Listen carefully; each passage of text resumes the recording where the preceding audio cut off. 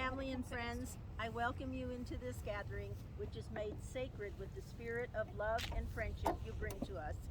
On behalf of Evelyn's family, I would like to say thank you so very much to all of you who have come to be with us today.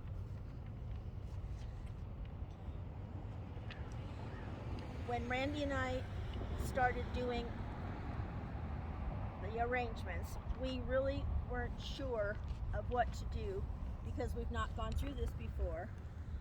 But I did look some things up on the internet, and I learned that there are 4 R's in a funeral. Okay? We recognize death, we remember the person, we reaffirm beliefs, and we release the spirit.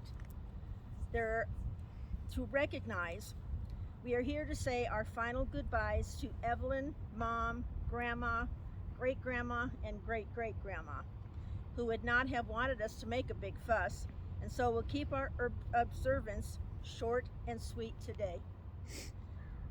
To remember, these words described Evelyn the best that I thought.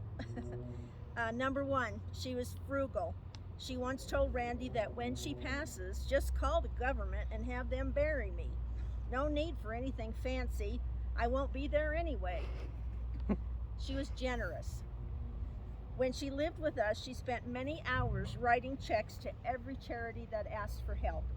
Some of her favorites were the St. Joseph's Indian School and the Humane Society, the Utah Animal Advocacy, and anything at all pertaining to the military.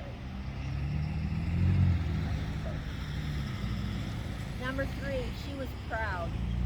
Not in the sense of pride goeth before the fall, but as in proud of being an American. Pride in her family's Midwestern values and proud of their vocation in the field of education. Proud that she had 2 wonderful sons and a beautiful stepdaughter, and proud of the families they provided her with, grandchildren, great-grandchildren, great-grandchildren. We've so many photos of the time spent with Royce and Oliver this past year. That's a memory those 2 little boys will carry with them for a lifetime. Then reaffirm. The theologian William Barclay said, "When I die, I should like to slip out of the room without a fuss, for what matters is not what I am leaving, but where I'm going." Evelyn knew what mattered in life, and she has left us to remember what matters after her death.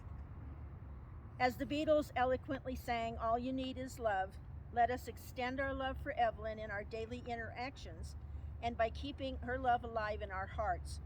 That way she will never truly die. And then release. Evelyn Joy, we bless your memory with great love for you. You have written your love upon our hearts. Go your way in peace, and may your memory be a blessing to all who knew you.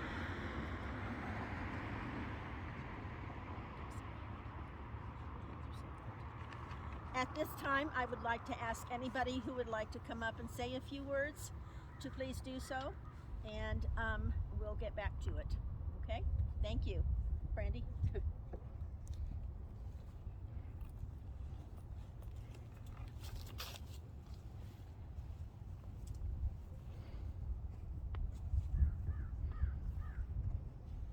I just want to say that she was the best grandma there ever was.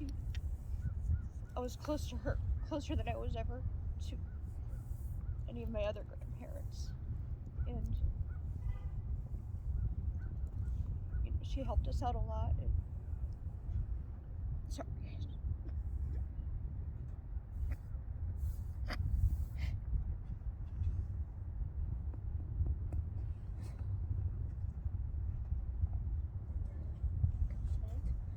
Brian?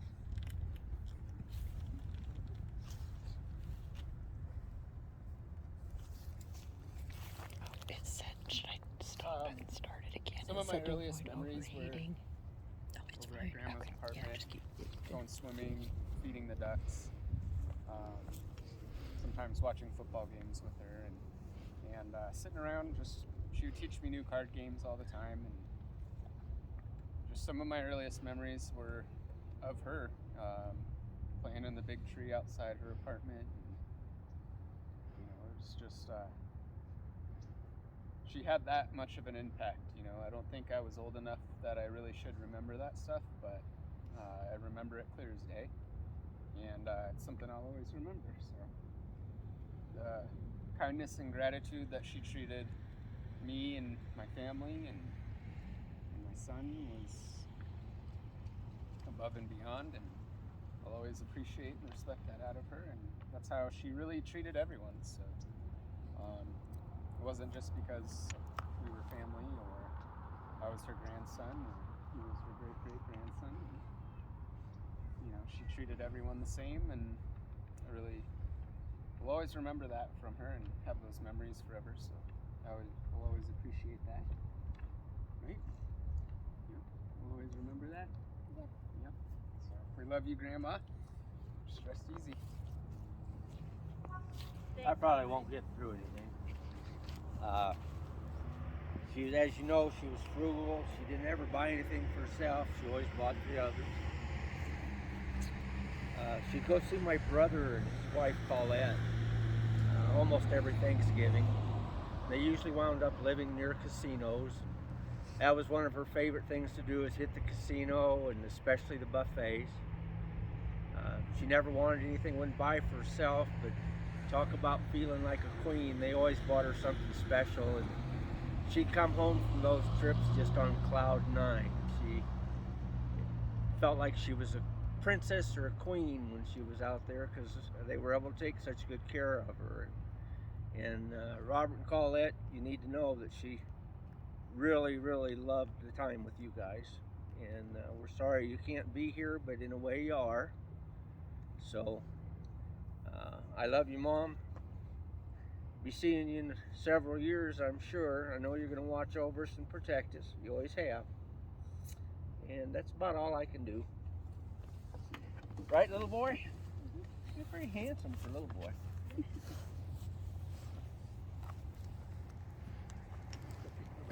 Okay, yeah. I just want to tell a story back when we were first starting out. She would be our babysitter, our backbone. She helped us out all the time. She was there for us. We were both working a couple of jobs, so we had fun trying to get babysitters. She was always there. Had never a problem. She always loved the kids. She treated them fairly. She had a good time with them. I turned her into a Bronco fan, and she could be just as feisty at the Bronco games as we were, watching on TV. One funny story I have is one Christmas, we were going to her house. I don't remember what the recipe she was using it for, but she was cooking with sherry. And apparently, It was Thanksgiving. Thanksgiving, sorry. And apparently, she drank as more sherry than she put in the recipe. That's the first and only time I'd seen her sauced. And it was hilarious. The whole Thanksgiving was just, we were all laughing. She was a very special lady. I loved her like my own grandma. And she will definitely be missed. Thank you, Chris. Well, I'm going to stand up, but I'm not going to go back if you don't mind. So my grandma Evelyn, in addition to all the things that everyone said here, she was really a pioneer. She rose and a role model for me, such a strong female role model. She rose to the ranks of management at the telephone company at a time in the early 80s when that was a rarity. So she really paved the path for women to succeed in business. And she had a quick wit and a stern side to her as well. She could be laughing at you one second and then reprimanding you the next. So she learned some very good skills, and those served her well throughout her life. She was very influential and had a huge impact in my life. She showed me that you can be a strong, independent woman and still manage people and serve with grace and dignity and not have to be mean to be a woman to get ahead in this business world. And I've taken that to heart and tried to manage my own teams throughout my career with with her guidance in mind. I love to sit and talk to her about all things political, financial. She was smart as a tack. She was just, you know, and as everyone said, but especially my dad, she was very, very generous.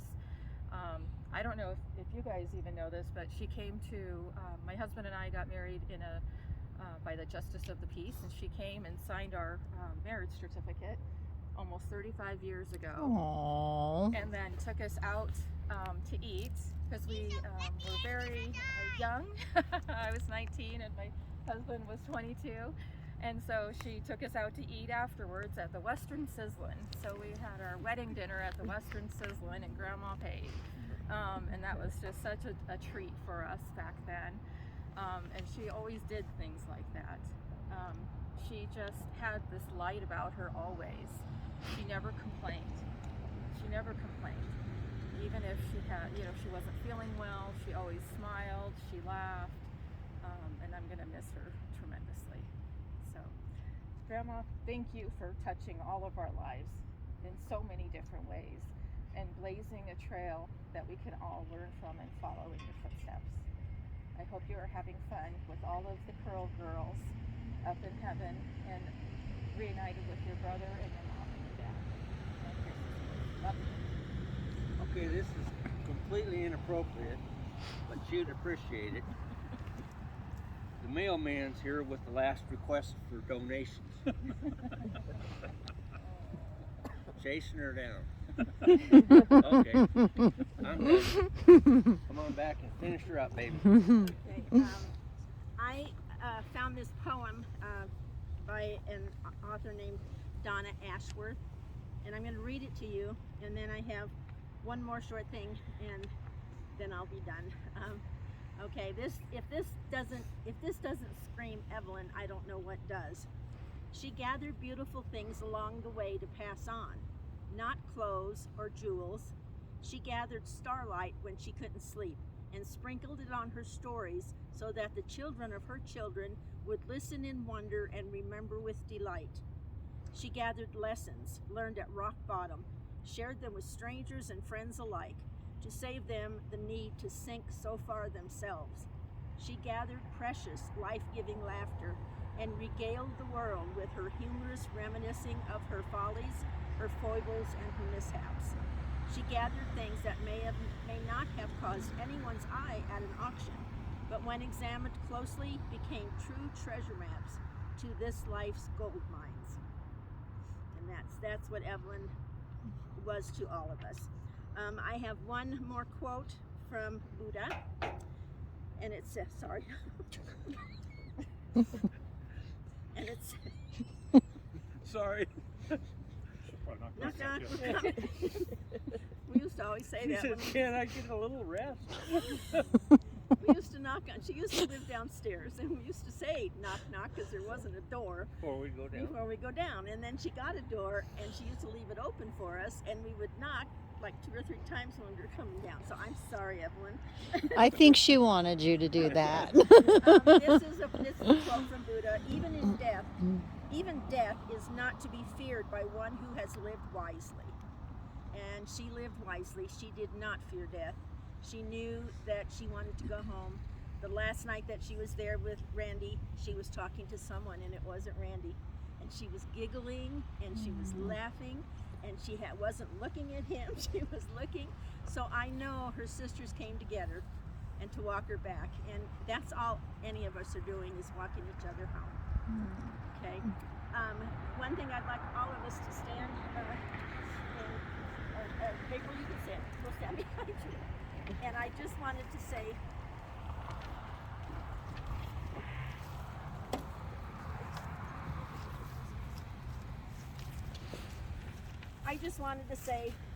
to everybody, gentlemen, here, turn around, to everybody who's going to watch this, from the family and friends of Evelyn Joy Blake, we acknowledge with sincere appreciation all of the messages, tributes, expressions of kindness from friends and family. Thank you for your ongoing support. Thank you. Thank Thank you. you.